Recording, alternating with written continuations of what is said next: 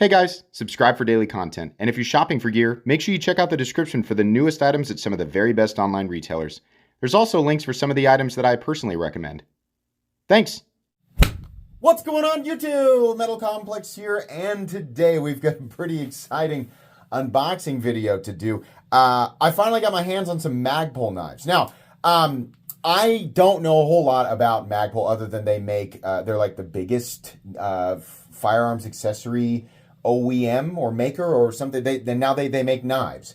Now, there's a couple of things that they're doing or that plan to do, I think maybe already implemented on some models in their line. That's pretty crazy, pretty wild. I don't know a lot about this. I'm coming in pretty blind. We're just doing first impressions on this knife today. And then once I have all the information gathered, then we'll do the full comprehensive review. Thanks so much to my patrons for supporting me. What do we have here? We have the Rigger EDC, and I believe this is also the Rigger in limited edition. So these are made in the United States. Now, I know the first thing people are going to bring up is, whoops, I had it upside down. This company has this technology, or is starting to use this technology, where it's like injection molded blade steel. I have no idea how that works. I have no idea how it differs from powder form technology, ingot, like forging blades out of ingots, or spray form technology. I have no idea. This is a topic that I hope Laren Thomas covers, or somebody who has professional insight. I do not have that insight. I can't comment on it. I don't think these knives have that, though. I think that their new injection molded steel, which I think, at least the initial one, is the equivalent of S35VN. This, I believe, just uses S35VN. But here's another interesting element. If I'm not mistaken, this is an aluminum frame lock. I do not know how I feel about that. I was always told that you couldn't do an aluminum frame lock. I don't know.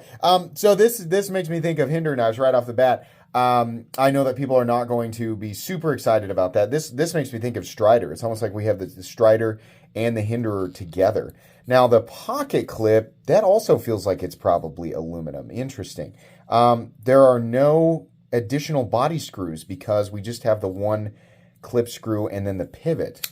Okay, so, oh good, there's the lock bar insert. I was going to say, if I open this up and there's no lock bar insert, I'm going to be done. Because I know for sure, even though this is 7075 aluminum, that's a tougher grade of aluminum as far as what you typically see in knives. You can't just have aluminum rub it against the steel. Okay, right off the bat, little weak on the detent. I mean, it does work. It's very odd. They're not the first ones to do an aluminum frame lock. I mean, I think Lion Steel has aluminum frame lock that they have a steel lock bar insert in. What is squeaking? Hold on.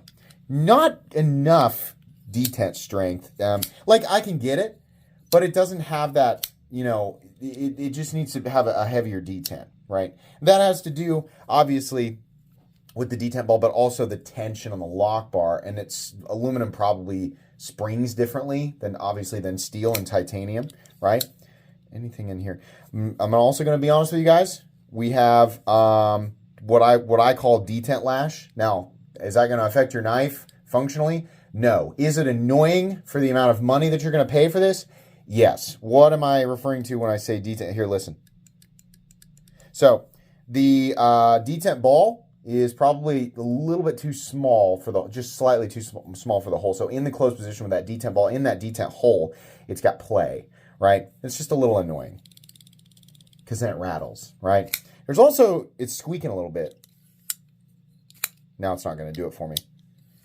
We also have something catching right here, and I think, let's see. Yeah, right here. You push in. Oh, and it's getting stuck on this. See that? Here's two reasons. Number one, I think the aluminum's probably a little more flexible. I'm not a professional. I'm just guessing. I'm a professional guesser, right? I think a little bit more flexible. And also, this is just cut too close. Like, you just need a bigger gap here, right, if this is going to flex.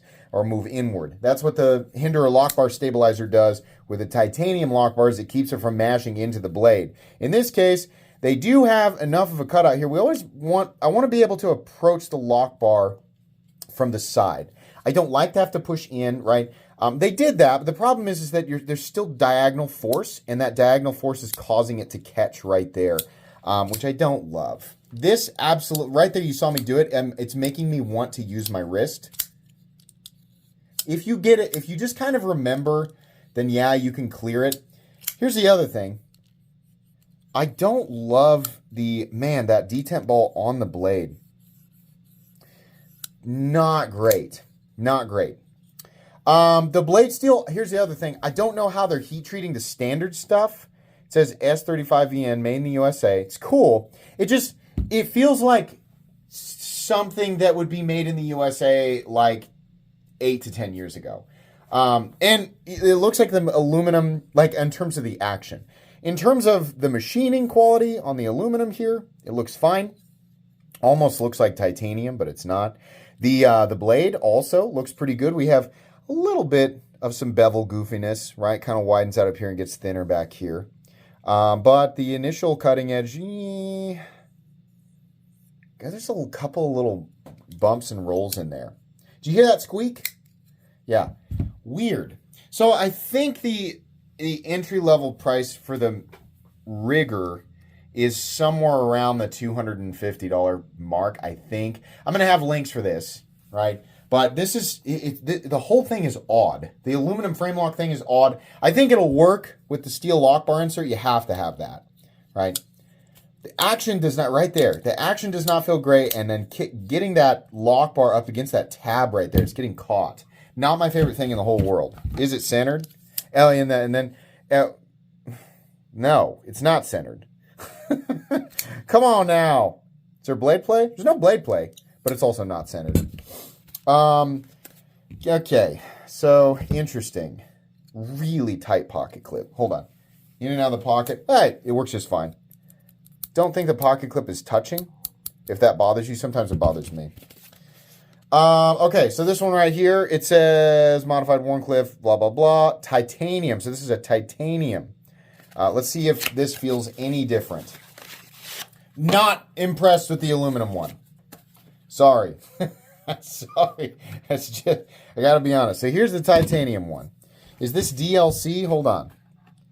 Limited edition, individually serialized, custom molded storage case made in the USA. They do not say anything about DLC, so I'm going to assume PVD. Okay, right off the bat. Right off the bat. detent, way better. Way better. Pivot action, a little bit better. Yeah. How about detent lash?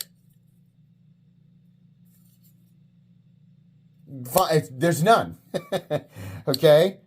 It's not the smoothest thing in the world, but it doesn't feel bumpy or weird, right? I mean, with a little encouragement, I think over time it'll definitely get better. So this feels much better. Do I still catch on this? Yeah, you can. It's cut too close. You need more of a gap right here. But disengaging it, if you just remember, if you really try to disengage straight this way and not diagonally back, which is hard to do, then you're fine. Detent, way better. Night and day. I just got caught on it just now. Doing it organically, just got caught on it. So the frame lock itself, like detent strength, way better, but definitely catching right here. A little awkward. The flipper tab on this versus this guy, I think this is just because it's aluminum. God, and it's squeaky. This just all the way around, way better. Detent strength feels way better. Flipping action, definitely way better. But the pivot, just kind of tight. It's cool. This is a lot more expensive, though. Made in the US. Here's the thing. If you're truly making your knives, and a lot of people are like, well, it costs so much money for a knife. All pocket knives should cost less than $50 because it's not a gun. That's not a good argument. That just says you don't have any idea what you're talking about. If we're looking at truly in-house USA-made knives, premium materials, titanium, and some powder form, and they're properly heat treating it. The 99% of the parts are actually being made in-house. You're not outsourced. You're not having the frames cut in China or something like that. Yeah, you actually absolutely can charge $400 to $500 for that stuff if you're making it top tier. If you're matching Chris Reeve quality, Demco quality, Hinderer quality, companies like that. If you're going to match there, then absolutely, right? I think one of the most impressive, in-house USA companies right now, making like titanium and premium steel products is probably TRM. I think, Hogue kind of is not really the same league, but TRM for the fully in-house small batch stuff, right? So, yeah, but if you're going to get up there and you're going to charge those prices, then they have to feel as good, right? This doesn't feel quite as good. This feels like a newer company trying to figure things out. Maybe they'll get better at it in the future. This does not feel good at all. This, oh man, every time I flip this, I have less confidence in it. I don't like that. I do not like that at all. Sorry. If you guys use my links and you buy these, I'll get a commission. This is okay. This is all right. I'd give it a B minus, maybe a B. This is not good. But this is really, really expensive, and it's like I was saying, you're competing against a lot of other players in the game that have been doing it for a very long time. They have polished products. Have you handled a new XM18? Granted, it's not full tie. They're charging, I want to say this is like $400 to $450. That's about the same price as an XM18, but one side is G10. You got to pay about $625 to get a full tie one. But Hinderer's product is super polished, right? Chris Reeve's full titanium knives run probably $450 to $500, have a totally different feeling of action, but they have the legacy thing, and they are definitely polished. Even if you don't like the action, they definitely are supremely polished. So we are, when I say we, Magpul with this knife in particular is definitely trying to play in that arena. Whether or not these products end up being worth it, for a lot of people, I think it's ultimately going to come down to, I don't have HRC testing equipment, right? I want to know what the HRC on these is. Very odd geometry too, by the way, because you have the flat, like it's super thick. We didn't even really cover that. Man, it needs a 10 weight. So is this lower? No, it's the same. It drops to the cutting edge like in the middle of the blade. The flat it's prominent. So this is it's pretty thick. Probably 140 to 150 thousandths. The edge here, I want to feel the edge. This edge feels this doesn't feel good. This feels like somebody was chopping on something before it was sent in. Let's see here. Blade stock thickness, it's 162 thousandths. It's going to end up being a pretty thick edge, yeah, but it does feel sharpened. Really, a lot better.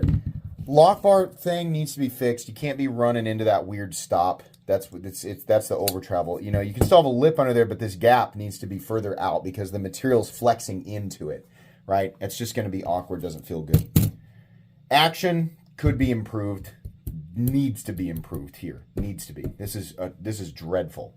But yeah, the HRC. Got to find out. We're getting that correct. And then with their new stuff, which the injection molded blade steel is not on this, but that I'm super curious about how that ends up performing versus your powder form steels. I mean, like, can we achieve the same relative toughness, the same relative edge holding capabilities? I want to know how I want to know if this is as I said, one of the advantages to doing this is you can make wild and crazy blade shapes. Cool.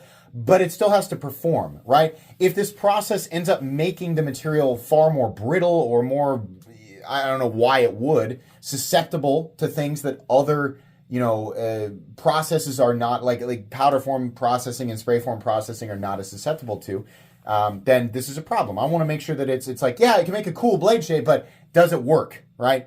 I don't have the expertise required to answer that question. There are other members in the community, hopefully, that will cover this topic. But the company is interesting, and this feels like an honest effort, right? This one here definitely feels good. This could easily be improved.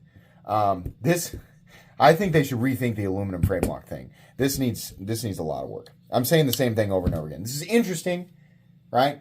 I will review these products. It's probably going to be a bit. I need to get some more information. But yeah, for sure. So anyways, that's going to be it today.